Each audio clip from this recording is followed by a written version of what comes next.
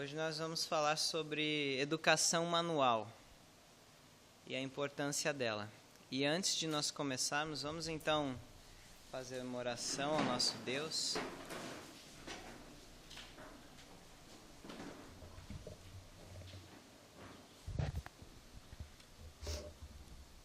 Querido Deus, que habita nos altos céus, em Tuas mãos nós nos colocamos mais uma vez para o estudo da Tua Santa Palavra, que o Teu Santo Espírito possa achar morada em nossos corações, dando-nos o entendimento das instruções que destes para o Teu povo nos últimos dias.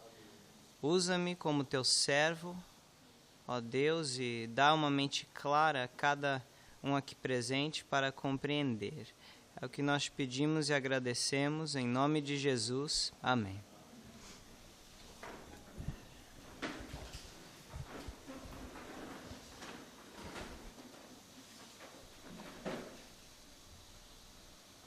Bom, então vamos lá. Educação manual.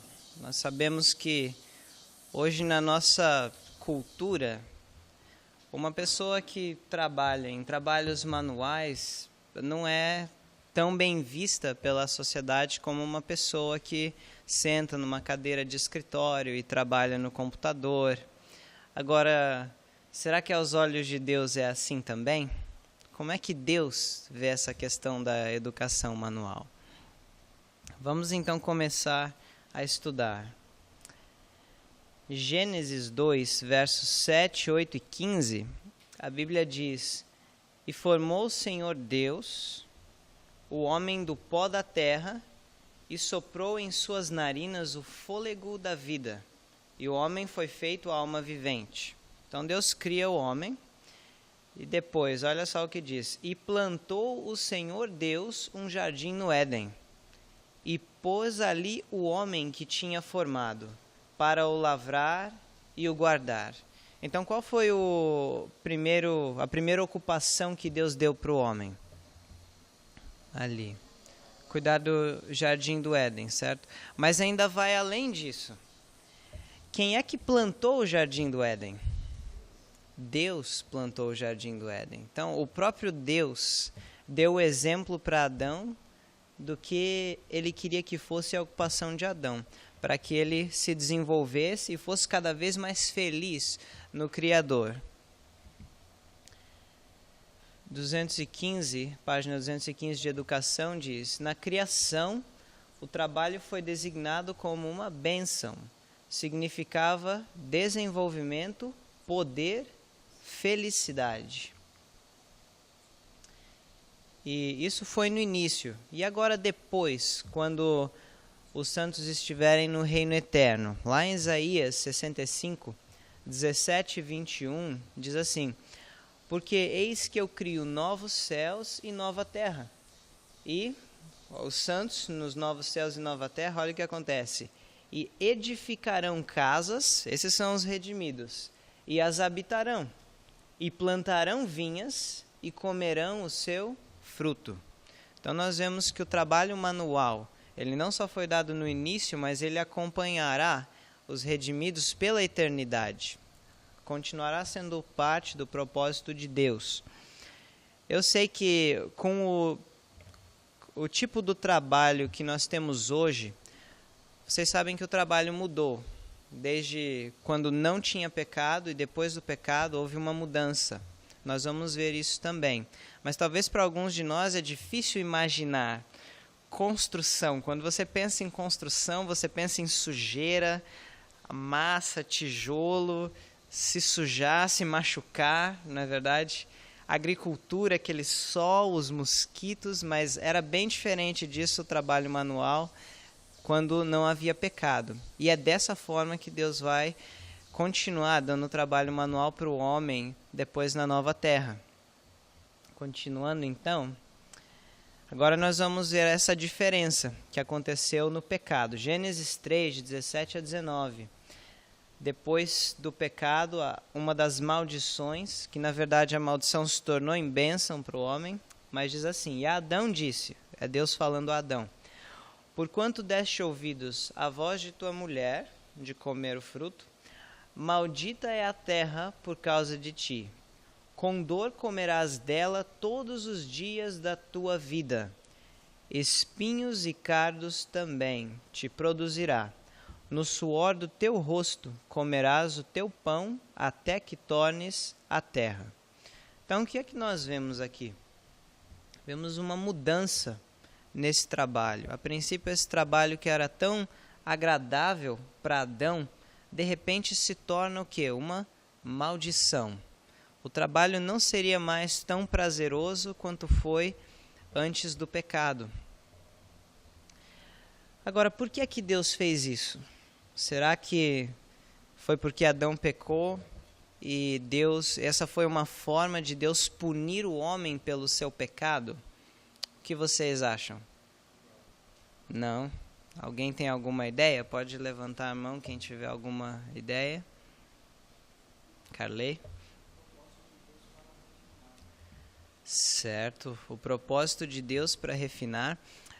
Deixa também uma coisa, propósito de Deus para refinar. E dentro disso, se vocês repararem, a terra ela é comparada ao coração humano. Se vocês olharem na Bíblia, vocês vão ver essa realidade. Deus criou os céus e a terra em 6 dias. E aí no 7º dia, ele descansou. Se você vai lá para Hebreus, no capítulo 4, você vê assim que Paulo faz uma comparação com a justiça pela fé. Assim como Deus criou tudo o que ele tinha para criar e descansou, se nós andarmos pela graça de Deus, pela fé, de acordo com toda a luz que Deus tem dado, nós também entramos no repouso do Senhor. Entendeu? Nós temos, por exemplo, o dilúvio. O dilúvio foi um batismo do planeta Terra, representa o nosso batismo, sendo enterrado para uma vida de pecados e ressurgindo para uma vida de vitória em Cristo. Entendeu? Então, isso aqui foi parte da educação. O que aconteceu no mundo nada mais é do que uma ilustração do que o que aconteceu no coração do homem. Entendeu? Então, espinhos e cardos também produzirá. A terra estava ilustrando a mudança no coração do homem que aconteceu depois do pecado. E ao lidar com a terra dessa forma, o homem estaria aprendendo mais das consequências do pecado no seu próprio coração. E isso levaria ao quê? Olhando aquelas consequências, o levaria a abominar tudo aquilo e a desejar mais o reino eterno. Por exemplo, vocês sabem por que é tão mais difícil pregar o evangelho para pessoas ricas, por exemplo? Parece que eles não sentem assim a necessidade do evangelho, como é mais fácil você pregar aos pobres. Eles têm uma aceitação mais rápida a princípio. Por quê? Uma das razões é o que? Eles sofrem mais na vida. Então eles desejam mais algo diferente. Agora, para quem já tem todo o conforto, nem todo mundo, muito poucos, na verdade, são os que realmente desejam algo melhor, desejam, sentem necessidade de Cristo. E isso foi o que aconteceu com o planeta Terra. Deus fez assim para refinar o homem e fazê-lo entender que o plano da redenção para ele, através do trabalho. Continuando. Alguma pergunta até agora? Ok? Se vocês tiverem perguntas, se sintam à vontade, só levantar a mão.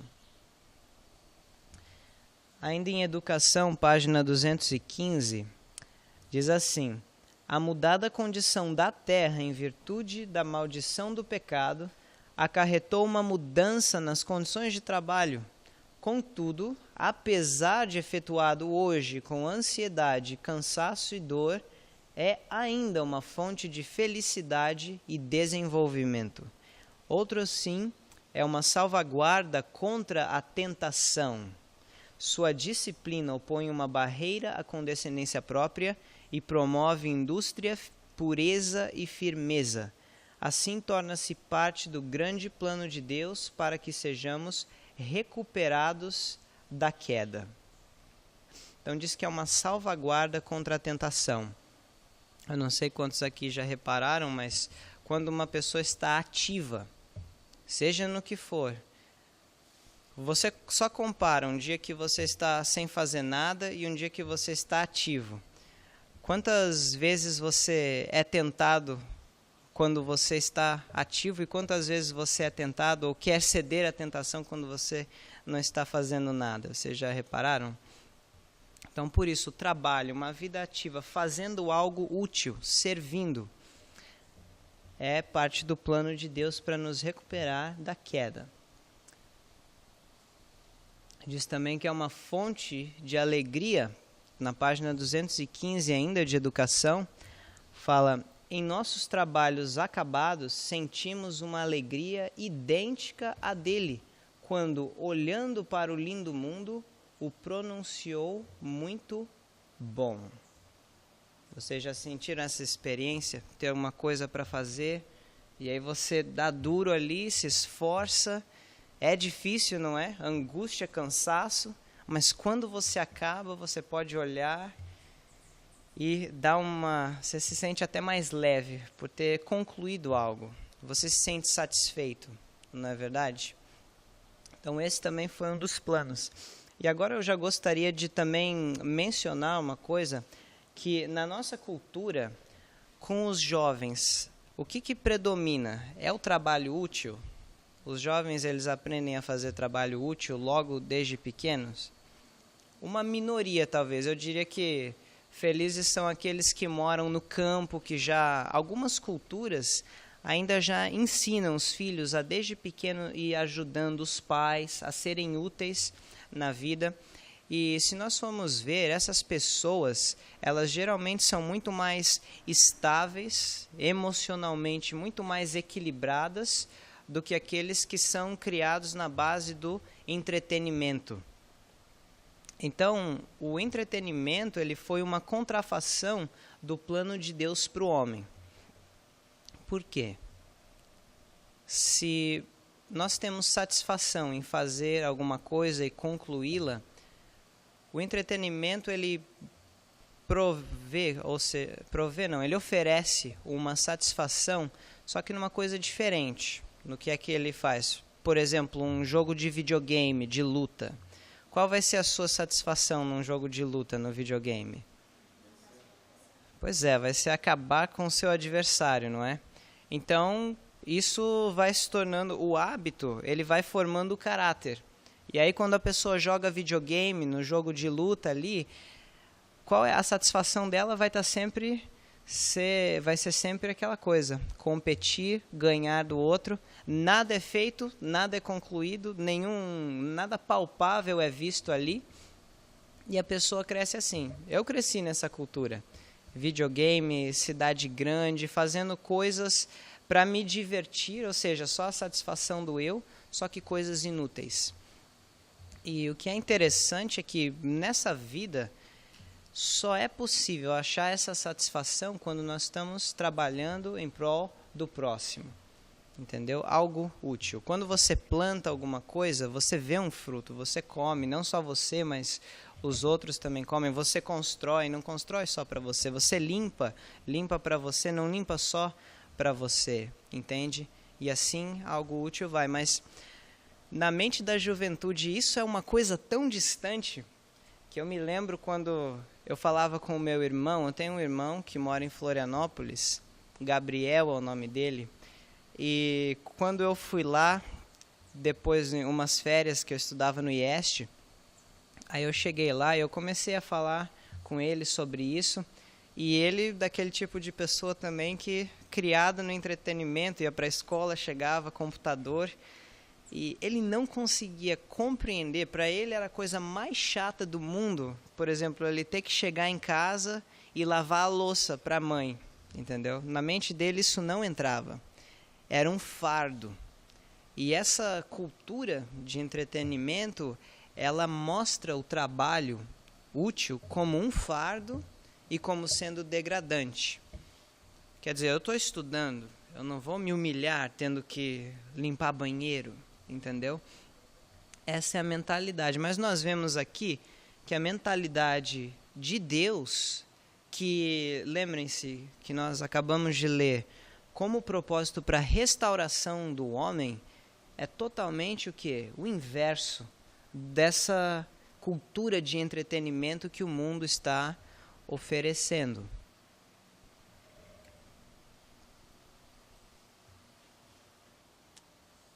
Continuando na página 215 ainda, diz assim: apesar de tudo quanto se tem dito ou escrito acerca da dignidade do trabalho, prevalece a ideia de que ele é degradante. Os jovens estão ansiosos por se tornarem professores, escriturários, negociantes, médicos, advogados, ou ocupar alguma outra posição que não exija o trabalho físico. Necessitam aprender que nenhum homem ou mulher se degrada pelo trabalho honesto. O que degrada é a ociosidade e egoísta dependência. A ociosidade favorece a condescendência própria e o resultado é uma vida vazia e estéril, ou seja, um campo a convidar o crescimento de todo o mal. Na ociosidade, Satanás ele vai sugerir todo tipo de coisa para a condescendência própria. E é aí que, por isso, os jovens de hoje só se degradando. Entretenimento, é só diversão, para mim, e o que cresce ali? Egoísmo e orgulho, crescendo. Competição, só o eu, e aí várias práticas surgem, não só os videogames, mas os vários esportes, masturbação, são todos resultados desse tipo de condescendência própria. Se estivessem ali com uma enxada, olha, reduziria muito. É claro, você precisa da graça de Deus. O trabalho manual, ele não substitui a graça de Deus para a sua vida, mas que reduziria muito, reduziria.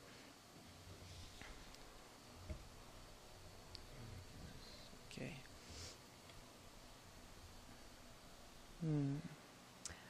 Alguém sabe me dizer da onde que vem essa mentalidade de que o trabalho manual é degradante?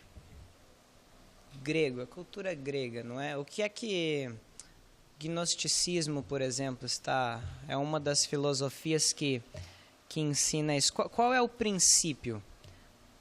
Vem de algum princípio. Quem quer me dizer qual é o princípio que leva a pessoa a acreditar que o trabalho físico é degradante? Berg.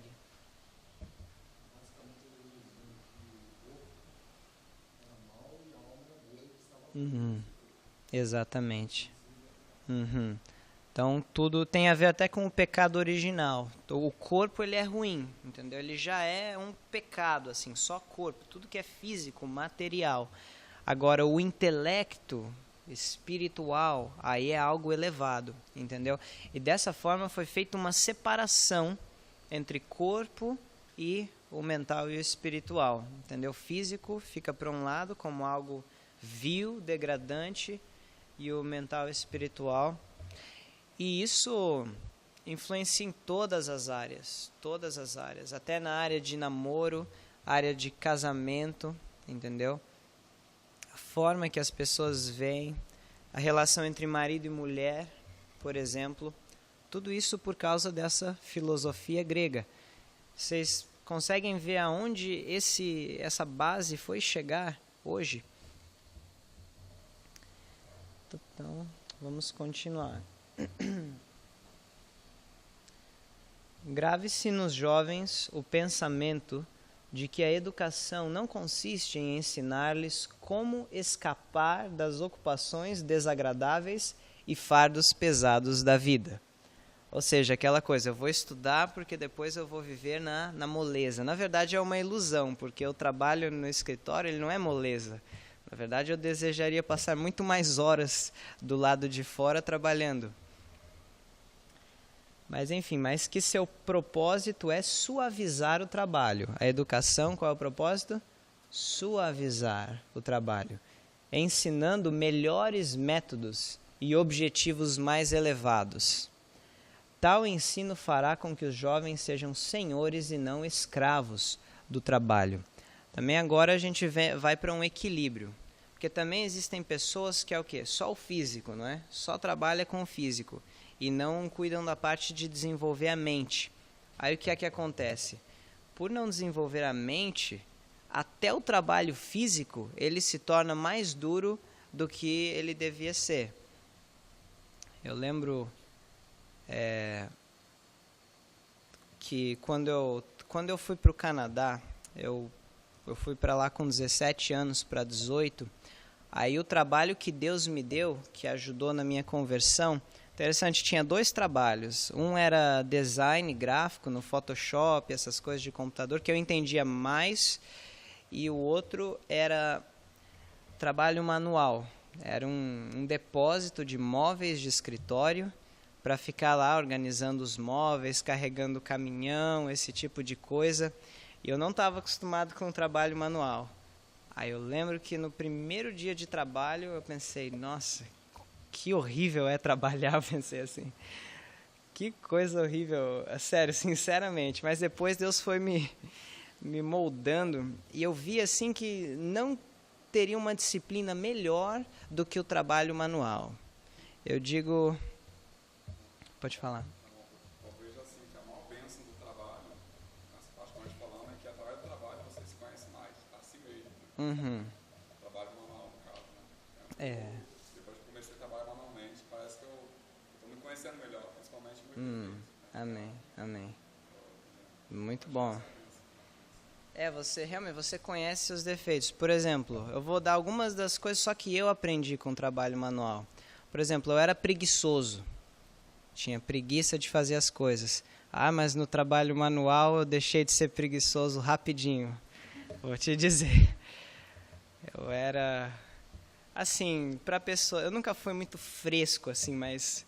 Para quem tem frescura, gente, trabalha na enxada um tempo que perde a frescura rapidinho, entendeu? Coisa, sujei minha mão, esse tipo de coisa. Olha, você perde a frescura, você perde a preguiça, você, assim, olha, eu vou dizer assim, em termos bem claros, vira gente mesmo, você fica digno, entendeu?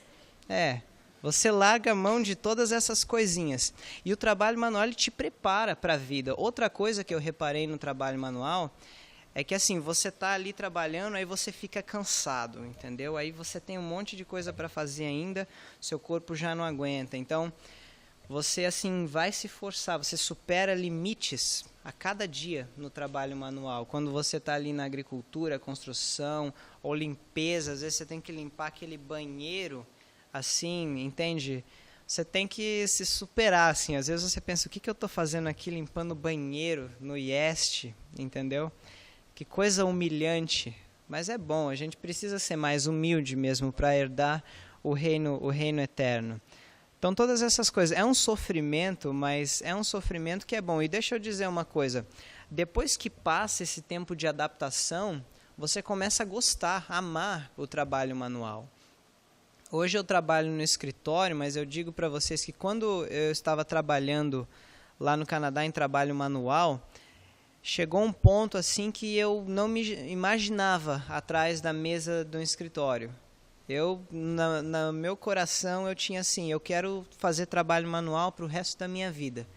Sabe, o seu corpo fica bem, você chega em casa assim, deita, dorme, descansa bem, entendeu? E esse esforço que você faz manualmente vai te ajudar a vencer os desafios que vêm, desafios emocionais até.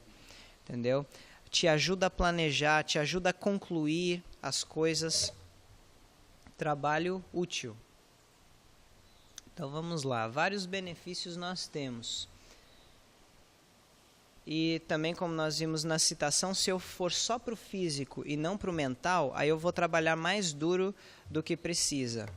Por exemplo, se eu não aprendo que você prega um prego com um martelo, e aí você vai e pega um alicate.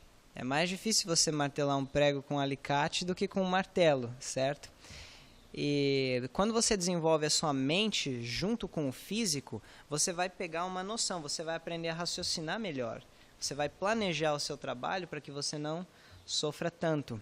E isso vai te acompanhar, esse desenvolvimento completo, porque o grego o que ele faz? Ele separou, físico está aqui, pecado original, né?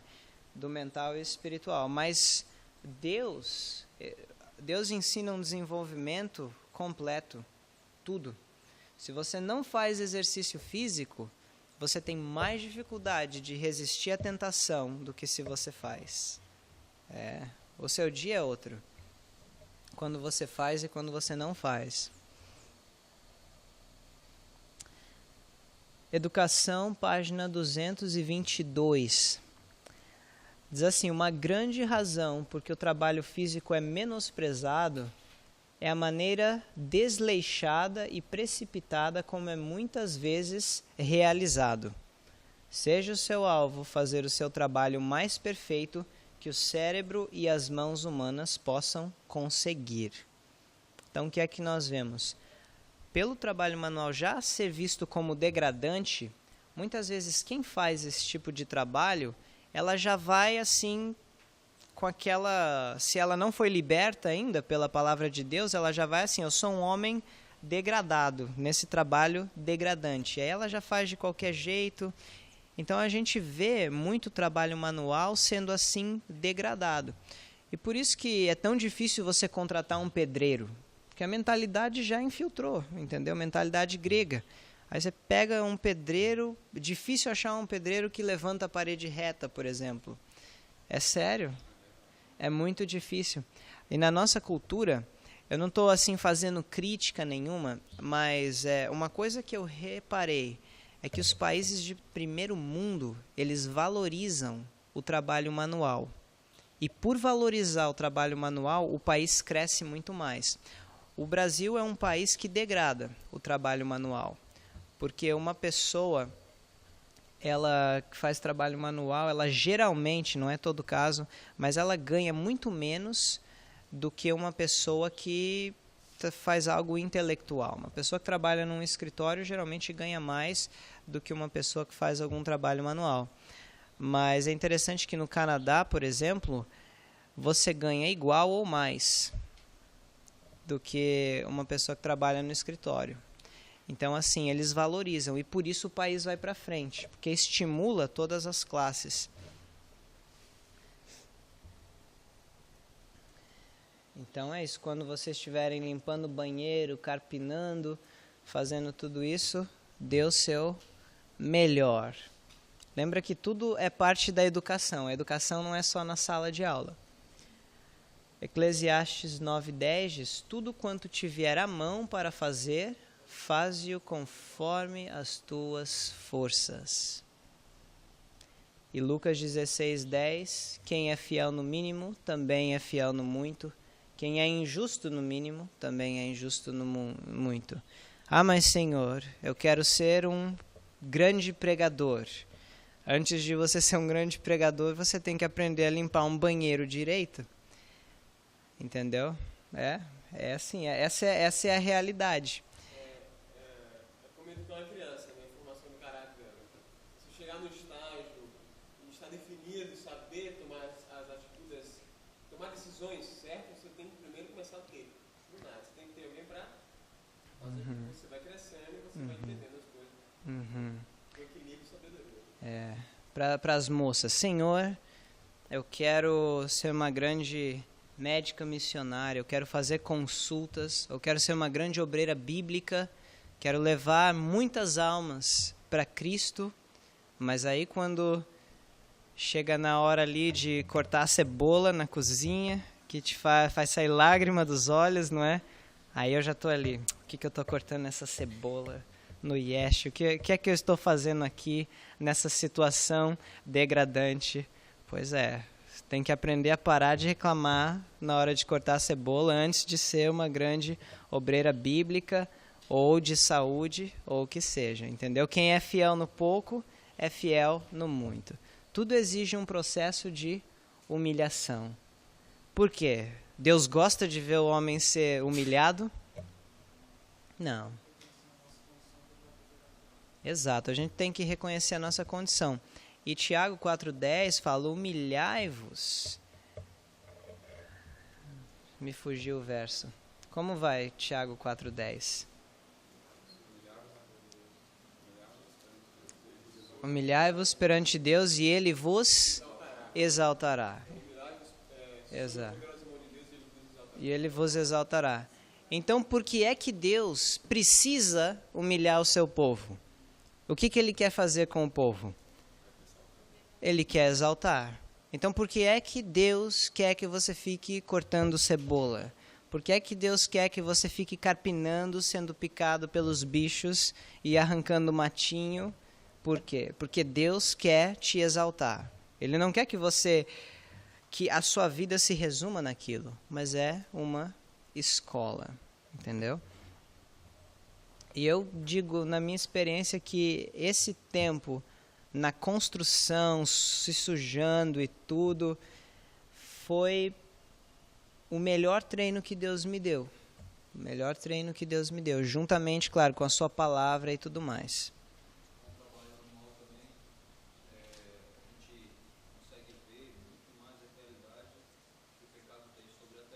Valorizando muito mais as promessas que nos foi dadas de um mundo melhor, no céu e na terra. As pessoas que têm a facilidade do escritório não conseguem enxergar o quão valoroso essas promessas são. É verdade, é verdade. Você vê como nós vimos, né? Cardos e espinhos produzirá a ilustração do coração humano, te faz desejar o reino eterno. Eu não sei quanto a vocês, mas é nos momentos de maior sofrimento que eu mais desejo o reino eterno. Eu falo, quando Jesus vai voltar? Quando isso tudo vai acabar? Se estivesse tudo muito bem, talvez nós nem desejaríamos. Léo? Veja assim também, o trabalho, tudo que a gente for fazer, tem que sempre ser para a glória de Deus. Né? Hoje o mundo, eles têm uma visão totalmente torcida do que é o trabalho. Né? Muitos hoje trabalham com a motivação de chegar lá no mês lá, ter o seu salário, né? Ou, por exemplo, um engenheiro que constrói um edifício, né? Ao final ele chega e olha, nossa, eu construí aquele edifício, da parte aquele orgulho, né? Então, nós temos que sempre ser humildes, né? Fazer para a glória de Deus, né? Não fazer nosso orgulho aumentando. Para a glória de Deus, é verdade. Eu posso até me orgulhar no trabalho manual, isso é possível. Por isso a graça de Deus é necessária. Parábola dos talentos, bem está, servo bom e fiel, sobre o pouco foste fiel, sobre muito te colocarei, entra no gozo do teu Senhor. Provérbios 6, de 6 a 8, diz assim, vai ter com a formiga, ó preguiçoso, olha para os seus caminhos e sê sábio. Então quem é o sábio aqui de acordo com essa passagem? É o que vai ter com a formiga. Você já viu como a formiga trabalha? Não para de trabalhar, certo?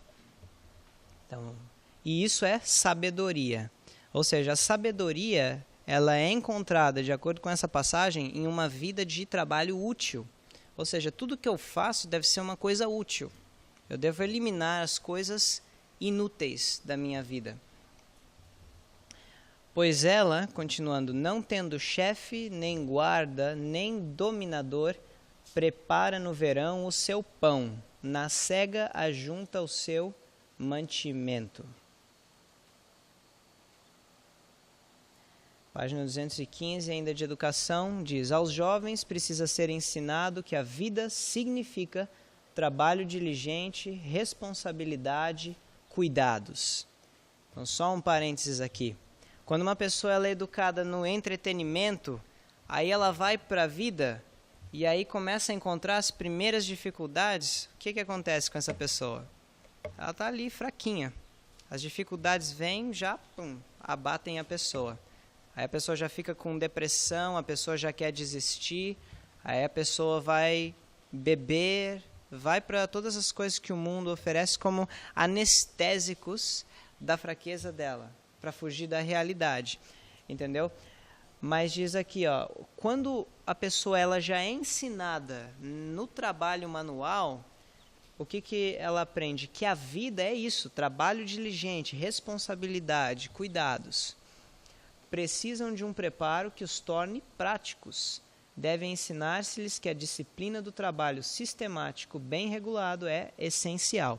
Bem regulado, ou seja, de forma temperante. Não unicamente como salvaguarda contra as dificuldades da vida, mas também como auxílio para o desenvolvimento completo.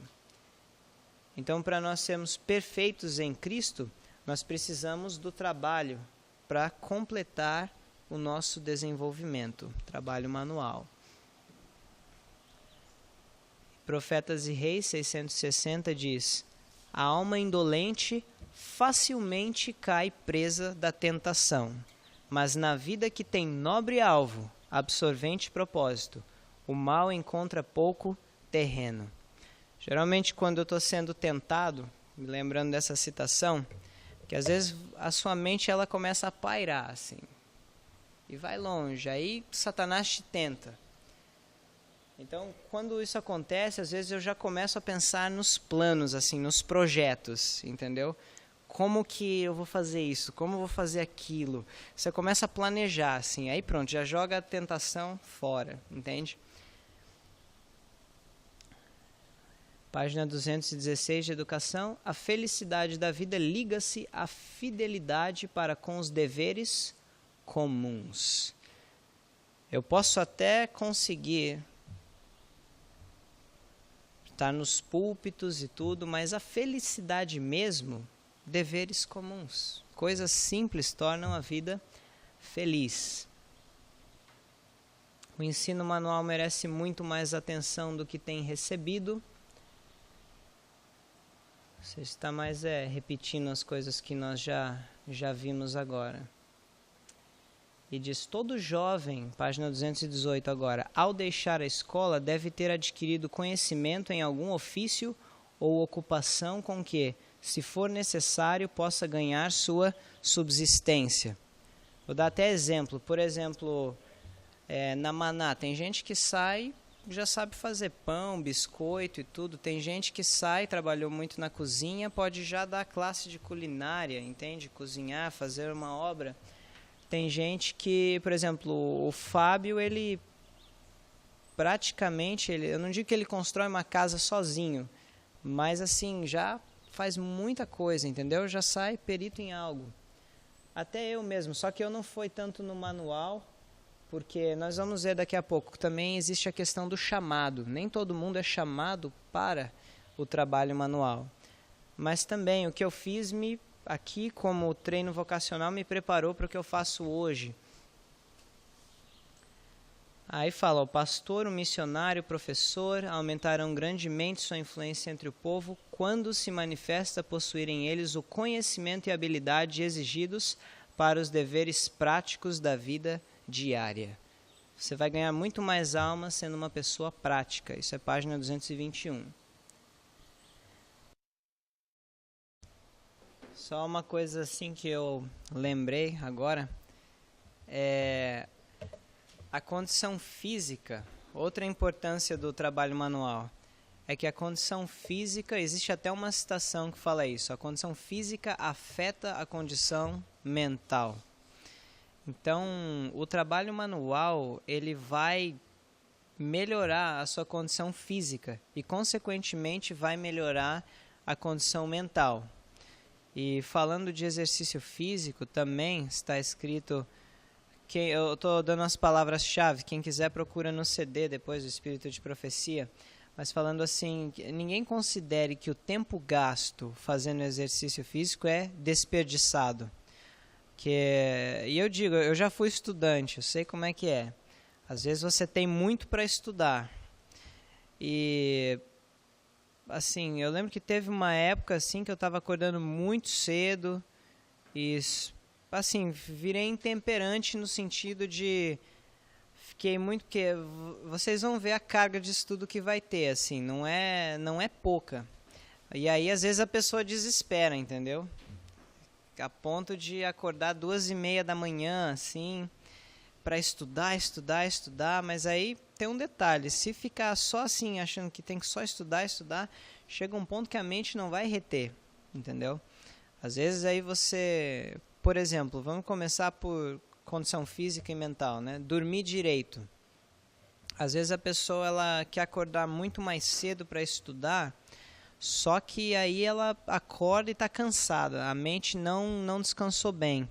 Aí ela vai ler, ela já vai ter mais dificuldade de reter. E além disso, o que vai acontecer? Vai chegar na aula quando você chega já lá pela quarta, quinta-feira, às vezes a pessoa já não aguenta mais assim sentar na aula, se não dormiu direito, né? Às vezes a gente faz uma rotina muito pesada para nós, então vocês vão ter que saber planejar. E aí chega na aula, dorme. Aí porque chegou na aula, dorme e não prestou atenção, e aí não prestou atenção, vai ter que estudar o dobro depois para fazer a prova, entendeu? Aí vira um ciclo vicioso. Exercício é a mesma coisa, assim.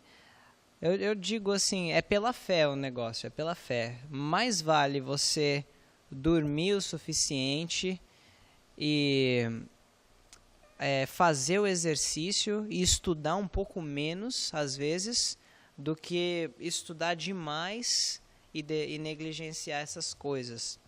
Então, eu reparei que sempre que eu conseguia manter esse ritmo assim, sob controle, de fazer o exercício, dormir assim uma quantidade razoável de horas e tudo.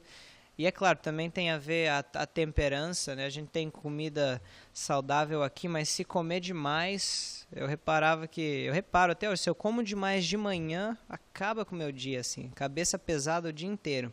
Entendeu? Então, todo assim, a gente tem que ser temperante em todas as coisas, exercício, sono, tudo. Só para expandir o conceito da educação manual, não é? Que é o físico e o mental. Berg. Qual? Que ninguém considere que o tempo gasto ou o tempo empregado para fazer exercício físico é inútil ou é um desperdício. Dá para... No contexto... Olha, não me lembro o contexto, para te dizer a verdade, mas... É um conceito geral, porque se eu não fizer exercício físico, a minha mente vai produzir muito menos. Então, nesse ponto, vale até a pena acordar um pouco mais cedo ou depois do trabalho, você faz aquele exercício físico, não negligenciar essa parte. E a sua vida espiritual, aí é consequência da mental. Por quê? Porque também está escrito, mente, caráter e personalidade, diz que os nervos do cérebro são o único meio pelo qual o Espírito Santo fala ao ser. Entendeu? Então o físico vai influenciar a sua mente. E aí você vai ter nervos saudáveis. Quando come demais, o que acontece? Só um exemplo. As terminações nervosas do cérebro, elas são no estômago. Não todas, mas muitas. E aí, se uma pessoa come demais ou come alguma coisa que não deve, alguma fermentação que não deve ali, o que acontece? Vai afetar os nervos do cérebro. O único meio pelo qual o Espírito Santo, ele fala a nossa mente, entendeu? Então, tudo começa do físico. E Satanás, com o plano de jogar por terra esse plano físico de Deus, da restauração física, ele consegue também jogar por terra o plano de restauração mental e espiritual. Vocês conseguem entender o quadro completo? Então vamos lá, continuar. Daqui a pouco a gente vai falar sobre esportes competitivos.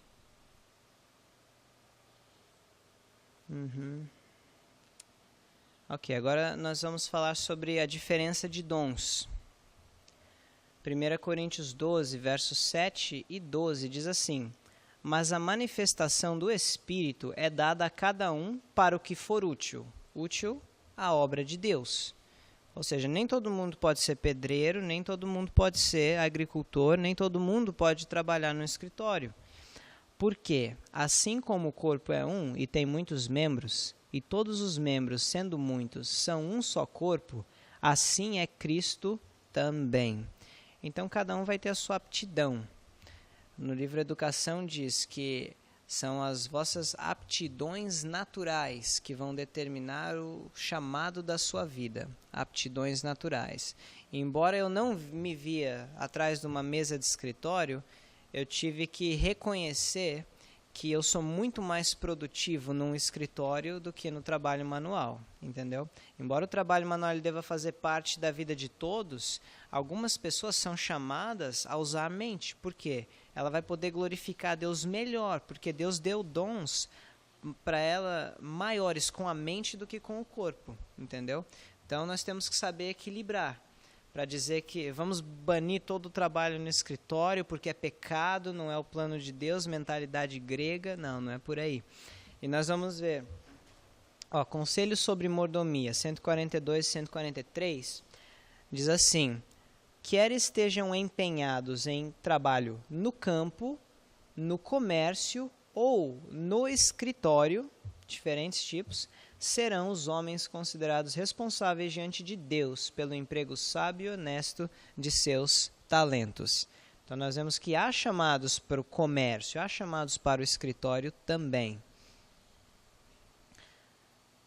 E Conselhos aos Pais, Professores e Estudantes, 295 e 296, diz assim: para manter-se o equilíbrio mental, deve-se combinar com o trabalho intelectual um cuidadoso sistema de trabalho físico, para que haja desenvolvimento harmônico de todas as faculdades. Então, assim, pessoas apresentando problemas emocionais, mentais, não estou dizendo assim a ponto de ser insanidade, mas problemas mentais de desequilíbrio, qual é a melhor coisa a fazer? Põe para trabalho manual. Porque eu já vi muitas pessoas brilhantes mesmo, que trabalham com a sua mente, só que passam por muito instáveis. Existem pessoas que são estáveis, mas existem pessoas que são assim, altos e baixos. Um dia muito feliz, outro dia muito triste. Um dia glória a Deus por tudo, outro dia quer desistir de tudo, entendeu? O trabalho manual, ele ajuda a estabilizar. Olha aqui o que diz, para manter-se o equilíbrio mental. Entendeu? Muito importante. Ele mantém o equilíbrio mental. Página 215 de Educação diz: em regra, o exercício mais proveitoso aos jovens será encontrado nas ocupações úteis. É o mais proveitoso.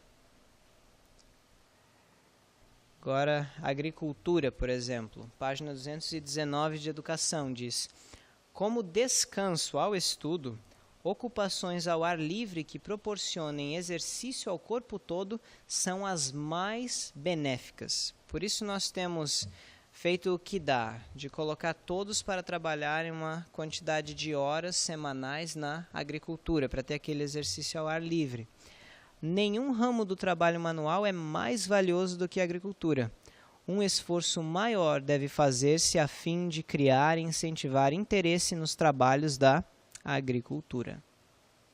Agora vamos falar sobre esportes competitivos. Nós sabemos que nós vivemos numa sociedade onde há muito esporte competitivo. Se você se você está andando pela rua e vê uma televisão, um rádio, frequentemente você vai ver um jogo de futebol, alguma coisa assim acontecendo. Ouvindo no rádio também comentários, programas movidos ao esporte. Vamos ver o que a palavra de Deus nos diz sobre eles.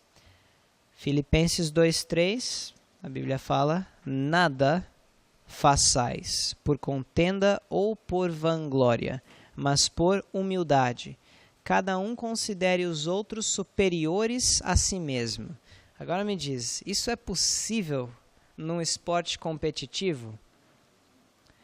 Eu posso dizer que, numa raridade, existe um ou outro que consegue fazer isso, mas não está nem aí se vai ganhar ou perder. Isso acontece. Mas vamos falar da natureza do esporte competitivo. Nada façais por contenda ou vanglória. Contenda é uma disputa. O esporte competitivo é o quê? É uma competição. Ele já é uma disputa em si, não é? Vanglória. Quem ganha vai se vangloriar, entendeu? A natureza dele é contenda e vanglória. Contenda para vanglória, entenderam? Mas por humildade. E agora, no contexto do grande conflito, Deus quer que o seu povo seja humilde. Mas como é que o seu povo vai ser humilde enquanto ele está aprendendo a ser orgulhoso e egoísta praticando esportes competitivos? Ou seja, nós vamos até ler a citação daqui a pouco, mas o esporte competitivo, ele neutraliza a ação do Espírito Santo. Porque ele está te ensinando exatamente o contrário do que Deus quer para o seu povo.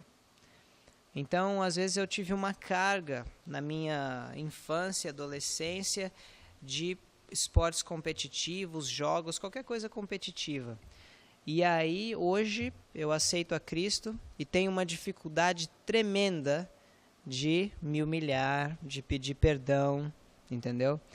De ficar feliz, de chegar até o ponto que quando alguma pessoa é usada e glorifica a Deus, por exemplo, a pessoa ouve um sermão poderoso, ouve uma música linda para a glória de Deus, ao ponto dela chegar, em vez de exultar porque o irmão foi usado por Deus, ela fica com inveja porque o irmão fez aquilo.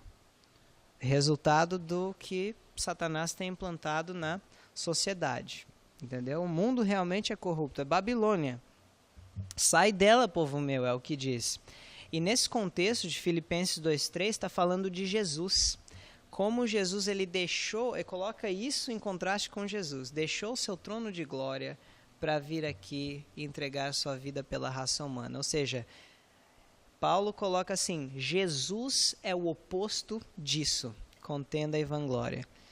E Jesus só vai voltar quando o seu povo manifestar perfeitamente o seu caráter. E o esporte, ele te puxa exatamente ao contrário do caráter de Jesus. Deus quer humilhar o seu povo porque ele quer o exaltar. Mas continuando. 1 Pedro 5, 7, 8 diz assim... Não, me desculpa. Isso é uma citação mais longa do Espírito de Profecia. A referência vem depois. Mas diz assim, sede sóbrios e vigiai. Não enxutar futebol e adestrar-vos nos condenáveis jogos que deveriam fazer todo cristão enrubescer-se de mortificação ao refletir sobre isso. Ou seja, deveria ser algo abominável para o cristão. O diabo, vosso adversário, anda em derredor, bramando como leão, buscando a quem possa tragar. Sim, ele está em vosso pátio de recreio, observando vossas diversões, agarrando toda a alma que se acha desprevenida, lançando suas sementes em mentes humanas e controlando o intelecto humano. Isso tudo no contexto de esporte. Por amor a Cristo, fazei uma parada no colégio de Battle Creek, que era nos Estados Unidos, e considerai o efeito sobre o coração, o caráter e os princípios dessas diversões copiadas dos costumes de outras escolas. Ou seja, na educação adventista começou a se introduzir esses costumes de outras escolas, as escolas do mundo, que foram os esportes. Tendes estado progredindo firmemente nos caminhos dos gentios, e não segundo o exemplo de Jesus Cristo, que deixou seu trono de glória para morrer por nós. Satanás está no terreno da escola, acha-se presente em cada exercício na sala de aula. Os alunos cuja mente ficou profundamente agitada com os jogos não se encontram na melhor condição para receber a instrução, o conselho, a repreensão, que encerram a maior importância para eles nesta vida e para a futura vida imortal. Fundamentos da Fé Cristã, página 225. Interessante, não é? Porque através da competição, isso vai aumentando na pessoa orgulho, egoísmo. Aí quando alguém chega para repreender, fala, olha, não é assim, mas é desse outro jeito. Aquilo foi cultivado no caráter dela. Ela vai ter muita dificuldade em se submeter. Mas pela graça de Deus é possível. Por isso, a educação que nós oferecemos, entendeu? Mais uma. Que dispêndio de energias é feito em vossas partidas de futebol e outras invenções vossas de caráter gentílico, exercícios que não beneficiam a pessoa alguma. Porque aí vem um argumento, não, mas é um bom exercício, eu estou jogando futebol, é bom, mas aqui está escrito que não beneficiam a pessoa alguma. É claro, é muito melhor do que você ficar ocioso e não fazer nenhum tipo de exercício. Só que esse exercício ele não beneficia porque ele causa um desgaste muito maior do que um proveito. Você já viram, eu sei que eu estou indo agora para um exemplo extremo, mas um profissional no ramo esportivo. A carreira dele dura quanto? É uma longa carreira ou é uma curta carreira, geralmente? Como? Até os 36 no máximo. Algumas exceções até passam disso. Mas chega ali, ó, acabou. Corpo esgotado. Por quê? Competição, entendeu? Exercício. O corpo foi gasto assim ao excesso. É interessante também, assim, os esportes eles foram se infiltrando e tudo mais, só que o momento na história que foi crítico foi no credenciamento das escolas adventistas. Vocês sabem o que é credenciamento? Ser reconhecido pelo MEC, exatamente. No início, as escolas adventistas elas não eram reconhecidas pelo MEC, vamos dizer assim, onde quer que tivesse, né, para a nossa língua aqui, e não fazia questão disso. Só que aí, o que aconteceu? Na década de 30, 1930, essa questão que entrou assim de forma bem polêmica. E foi nessa década de 30, teve muita controvérsia entre os líderes da Igreja Adventista, mas foi finalmente votado o credenciamento das escolas adventistas. E um dos requerimentos, em todos os lugares que eu conheço até hoje, não sei se todos os lugares exatamente do mundo, mas eu creio que sim, um dos requerimentos é quadras para esporte competitivo. E nesse credenciando, então teve que ter esse tipo de educação física. E aí vocês imaginam o que acontece. Eu li um artigo de um homem, um dos líderes na obra adventista, sobre verdadeira educação, e ele estava escrevendo a tristeza dele ao ver os resultados do credenciamento. Ele falou assim: agora, quando antes nós víamos os estudantes construindo os nossos prédios, agora nós os vemos praticando esportes competitivos. E foi realmente um marco muito triste para a história da Igreja Adventista. Mas vamos continuar. Diz: aplicar as mesmas energias na execução de trabalho útil. Vocês já imaginaram se esses campos de futebol fossem todos hortas? Em um jogo de futebol, vamos por assim, um campo grande ali, 11 pessoas para cada lado. É 11, não é? 22 pessoas trabalhando ali 1h30. E se fosse um campo de agricultura? Eu acho que o problema da fome no mundo nem existiria se em vez de campo de futebol fossem hortas que estivessem ali, não é verdade? Todos esses campinhos, essas quadras de basquete, de vôlei e tudo isso fosse feito alguma coisa útil, o mundo estaria bem melhor. Vocês veem, os princípios de Deus, eles são mais elevados do que os princípios do mundo. Isso é em Fundamentos da Fé Cristã, 229.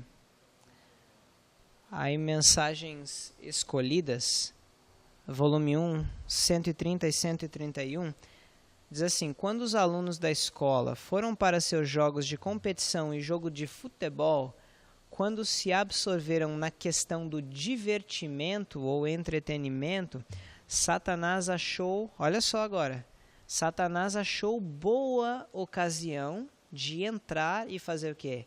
Neutralizar o Espírito de Deus em moldar e servir-se do agente humano. São citações muito fortes. Olha só isso aqui. Review and Herald,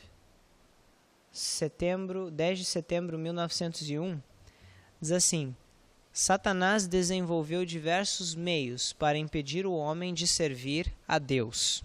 Certo? Diversos meios. Olha só o que diz. Ele inventou esportes e jogos. É interessante que esportes e jogos não são nem colocados como uma contrafação. Entendeu? Mas é uma invenção de Satanás. É algo que ele fez para substituir o trabalho útil. A questão da diversão. Diversão no mau sentido, de entretenimento. Não quer dizer que a gente não possa ir dar uma volta na cachoeira, acampar, fazer umas coisas mais intensas, assim. Eu particularmente gosto de fazer coisas mais intensas. Isso não é pecado.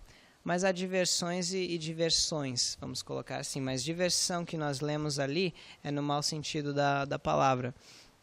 Mas diz que ele inventou esportes e jogos, foi uma criação dele. Nas corridas de cavalo e partidas de futebol, Estados Unidos, Austrália, muita questão com corrida de cavalo, frequentadas por milhares e milhares de pessoas, vidas pelas quais Cristo derramou seu sangue são jogadas fora. E sabendo disso, será que nós não devemos mostrar ao mundo, pelo nosso exemplo, a nossa prática e também pela pregação, como Deus quer restaurar o ser humano?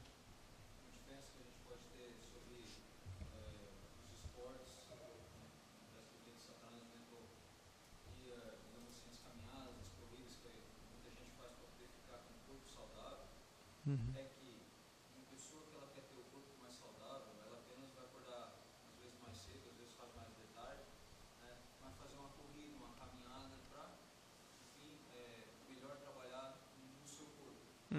Já o esporte, como ele é competitivo, ele faz com que a pessoa leve o seu corpo ao extremo para ser melhor do que qualquer um outro. Exato. Mas ao extremo mesmo. Tem que correr 40 quilômetros para chegar primeiro, que vai ser reconhecido por todo mundo. Vai uma pessoa se esforça, treina o ano inteiro, só para aquele dia ali ela correr mais do que todo mundo. É verdade. O esporte, então, como Leandro, né, falou, leva a extremos. E as substâncias liberadas ali são bem diferentes das substâncias liberadas em um exercício agradável que você faz. Adrenalina, você quer vencer, o seu corpo está cheio de adrenalina ali. Se você ganha aquele orgulho e se você perde, você fica indignado. Ou seja, a descarga de hormônio assim que prejudica o corpo no esporte, ela é demais, assim. E eu já vou deixar você falar. Eu lembro que eu gostava de fazer muito, eu não faço já há muito tempo, mas mais no Canadá, assim. Aí a gente pegava, assim, e ia acampar numa ilha, assim, onde tinha que pegar uma canoa e remar até o lugar do acampamento. Às vezes tinha que carregar a canoa nas costas e fazer esse tipo de coisa, assim, com aquele rio, cachoeira. Eu gostava muito dessas coisas, assim. Então eu estou dizendo assim, a vida do cristão, ela não precisa ser uma vida monótona, entendeu? A gente precisa de ação também. Eu não gosto de vida assim muito parada, para ser sincero. Mas você pode fazer de uma forma boa, fazer trabalho missionário intenso, assim, às vezes como ir cantar nas igrejas pentecostais e ministrar para aquele povo. Para mim isso é um negócio bem intenso também. Enfim, várias formas de você ser útil para Deus e de você ter prazer na vida.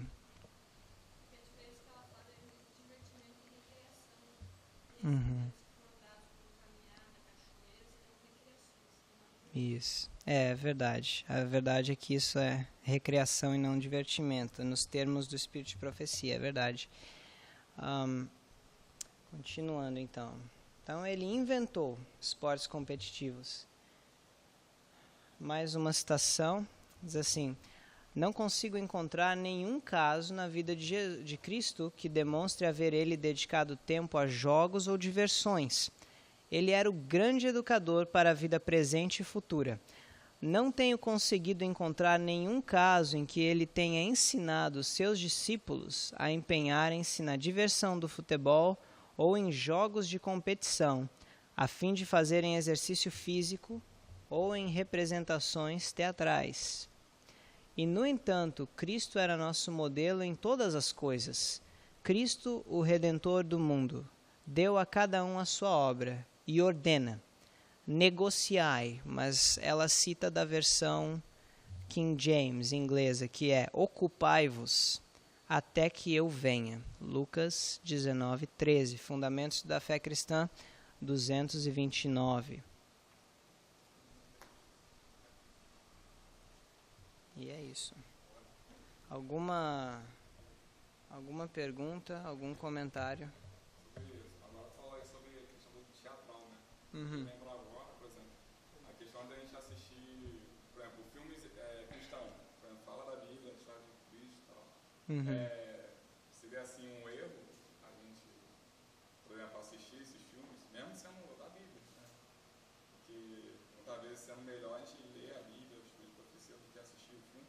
Porque você assistindo o filme, você, talvez, para alguns, seja mais fácil compreender. Uhum. Entender que você...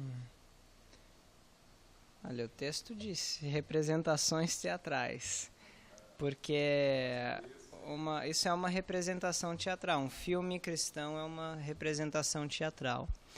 E por quê? Qual é o problema? Porque às vezes, ao invés da pessoa ler a Bíblia, porque a gente já está tão acostumado com televisão também, aí a pessoa vai e põe um filme, e aí é como se ela estivesse tendo a comunhão dela com Deus vendo o filme, mas não é verdade. Até porque as pessoas no filme, elas não conseguem representar de forma fiel os personagens da Bíblia, principalmente Jesus, entendeu? E quando você lê a Bíblia, você vai lendo, imaginando, e é o Espírito Santo que vai te dizendo e dando a impressão verdadeira de como aquelas histórias foram na realidade. Então, representações teatrais também se aplicam a filmes cristãos, com certeza. Só um pouquinho, alguém levantou a mão aqui? Mesmo eles sendo cristãos, infelizmente eles estão completos de erros doutrinários, de histórias conhecidas nossas, mas temos com erros doutrinários grotescos, então é um motivo mais para nós não perdermos tempo vendo tais programações, tais filmes. Uhum. É verdade. Uma coisa que eu ia falar sobre os filmes cristãos é que geralmente em um filme a gente encontra o objetivo do diretor. E também até dos atores ao representar, que é o quê? Muitas das vezes é puxar a própria atenção para si, o que ela fez, né? Muita gente ganha Oscar, tal, direção, por ter feito uma cena dramática, coisa e tal. Agora, é muito diferente um documentário, porque um documentário, apesar de se ter alguém dirigindo, ele visa levar informações às pessoas que estão vendo. Por exemplo, a gente assistiu domingo de noite um documentário sobre como seria a época de Cristo. Como era naquela época, a gente estudou como Herodes entrou no poder, vimos como era o trabalho de um pastor de ovelhas, né, como ele ficava e tal.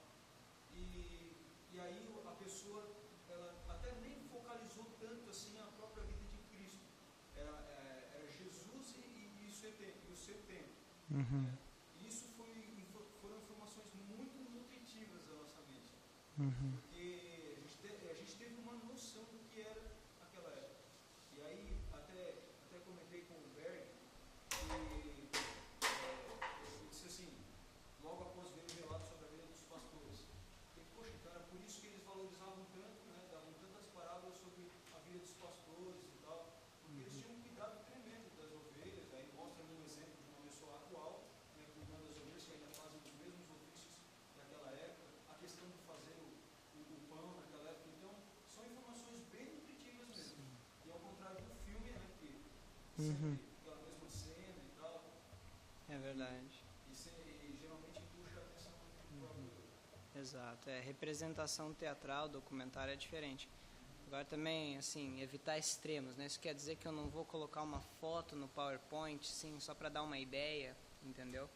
Isso não foi condenado, até porque na época que Ellen White estava viva, ela não condenou as ilustrações nos livros, mas ela falou que a ênfase não deve ser nas ilustrações, entendeu? Mas é diferente de representações teatrais, né? A gente saiu um pouco do tema, mas é importante também. Tem a ver com entretenimento, né? Isso aí entra na categoria do entretenimento. Eu não sei se eu posso dizer pela misericórdia de Deus, mas a forma que eu alcancei a mensagem da verdade, não sei se alguns assistiram aquele filme A Última Batalha, aquele filme foi que talvez se a pessoa que me tivesse chegado com a Bíblia lá, sábado é o dia do Senhor, pronto, talvez eu não teria aceitado a mensagem. Mas não sei sei se foi providência de Deus ou algo assim. A forma que ela foi alcançada foi através disso. Eu acredito nisso, porque esse filme, né, não vou mencionar aqui na gravação, mas já vieram outras pessoas e me falaram que esse filme ajudou muito elas. E agora, é o método de Deus ideal através do filme? Não é. Agora, mesmo não sendo o método ideal de Deus, será que Deus ele pode usar ainda assim esse filme para alcançar almas? Pode. Deus usa meios que nós não vemos, porque muitas coisas estão erradas na obra de Deus. Mas Deus, na misericórdia dele, ele vê ainda o que ele pode usar dentro dessa cegueira, dentro desse erro, para alcançar almas. E esse é o caso do filme. Dá até um exemplo. Por exemplo, um jugo desigual. Uma pessoa, ela é cristã e casa com um não cristão. E aí depois eles se casam e tudo mais, e a pessoa acaba se convertendo. Agora, foi o propósito de Deus que aquela pessoa se casasse com um não cristão? Não foi. Mas Deus, na sua misericórdia, ele operou, não operou? Que a pessoa se converteu e hoje eles são um casal feliz, não é verdade? É o que diz Neemias 13:2, fala: Deus transformou a maldição em bênção. E Deus, ele é especialista em transformar a maldição em bênção. Porque se fosse assim, gente, os nossos erros, se você cometesse um erro e acabou para você, todos nós aqui, ninguém teria esperança nenhuma de servir a Deus mais, entendeu? Então a gente também tem que considerar a misericórdia dele, Carley.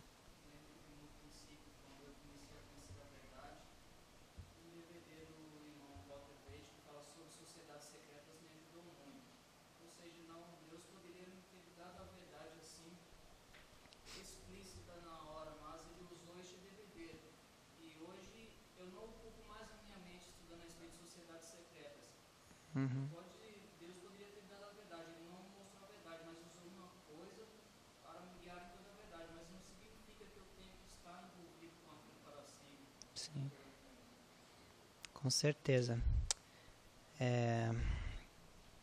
Mais alguma pergunta, algum comentário? Então, não havendo para resumir, gostaria de fechar com uma promessa de Deus, que está lá em Mateus 11, a partir do versículo 28, diz: Vinde a mim todos os que estão cansados e oprimidos, e eu vos aliviarei. Agora, como Jesus ele quer aliviar? Ele fala: tomai sobre vós o meu jugo. Jugo significa trabalho. Vocês sabem o que é um jugo? Isso, uma canga que põe... Isso. Coloca sobre os bois para os bois trabalharem, ararem a terra, etc. Fazer o que for necessário. Tomai sobre vós o meu jugo e aprendei de mim, que sou manso e humilde de coração, e achareis descanso para as vossas almas. Ou seja, a alma ela só acha descanso enquanto ela se encontra no serviço de Cristo. Vi várias pessoas, estudantes da Bíblia, fazem muita oração, do meio da verdade presente, mas porque não servem ao próximo, sim, pessoas vazias, sabe? Dificuldade de dar um sorriso. Então, que nós possamos ter a nossa mente renovada. Não vos conformeis com esse mundo, mas sede transformados pela renovação do vosso entendimento. Entendimento mente na King James. Ou seja, o mundo ele ensina tudo que é para o meu prazer. E Cristo, deixa eu reformular, o mundo ensina, se eu faço o que é para o meu prazer, eu vou ser feliz, não é? Mas Cristo ensina, se eu fizer o que é para o bem do próximo e para a glória de Deus, é a única forma de eu ser feliz. E por isso, trabalho manual, uma das razões.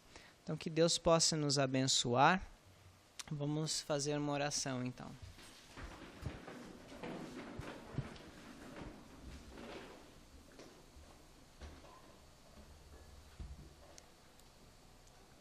Pai amado que habita nos altos céus, nós te agradecemos pelo teu plano de restaurar a raça humana. Que tu possas cumprir esse plano na vida de cada um de nós. Senhor, transforma, renova o nosso entendimento e que nós possamos ser transformados, convertidos de uma vida de serviço ao eu para uma vida de serviço a ti e ao próximo. E que nós possamos, assim, clamando a tua promessa, Senhor, da tua palavra, achar descanso para as nossas almas, tomando o jugo de Cristo. É o que nós pedimos e agradecemos em nome de Jesus. Amém.